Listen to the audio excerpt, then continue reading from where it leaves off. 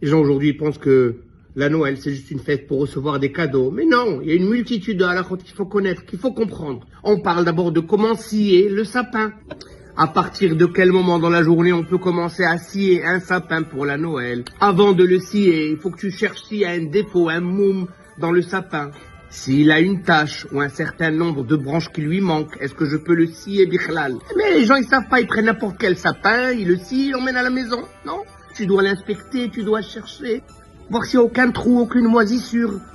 Et bien sûr, si tu trouves un nid d'oiseau, tu chasses la mer, tu prends les œufs, tu les gardes pour l'aile à céder, pour Pessah. T'as aussi un Inyan de si un goy, il le scie pour toi. Est-ce que tu peux l'utiliser? Est-ce qu'il est cachère? Ou est-ce que c'est le juif qui doit prendre la scie, faire la première entaille dans l'arbre et le non-juif il peut continuer? Quelle est la marloquette entre Beth Hillel et Beth Shammai? Une fois que tu as choisi ton sapin, que tu le prends avec toi à la maison, est-ce que tu fais la bracha avant d'entrer à la maison une fois que tu es rentré avec le sapin dans la maison? Ou il faut que tu attends de rentrer dans la maison physiquement pour faire la bracha? Beth Hillel dit, si tu as mis tes 2 pieds mais qui ne dépassent pas encore la dernière épine du sapin, tu peux encore faire la bracha.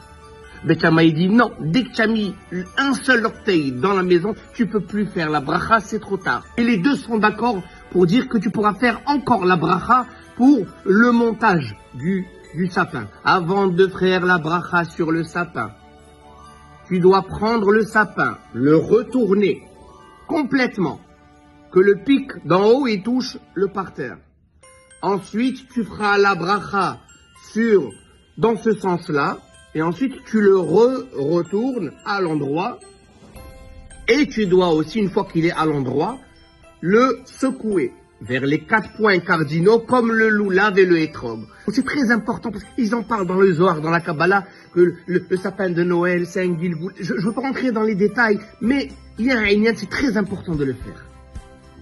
Et quand tu ferais la bracha pour le montage, tu dois avoir dans ta tête la kavana pour tous les sapins qui ont été tués et qui n'ont pas eu le zérout de devenir un sapin de Noël. Et pensez à eux pendant la bracha. Un inyan très important aussi, quand on décore le sapin, on doit mettre les fils électriques et les boules de droite à gauche. Très très important. Mais on allumera de gauche à droite. Et Rashi nous spécifie, si tu allumes de gauche à droite et tu vois qu'une boule, elle est éteinte, elle ne marche plus, alors tout le fil électrique, il n'est pas bon, il n'est pas cachère, il faut recommencer. Dernier inyan, les amis, si une branche parmi les 6 branches supérieures du sapin se casse, après Tset HaKochavim, après la sortie des étoiles, alors tout le sapin il est pas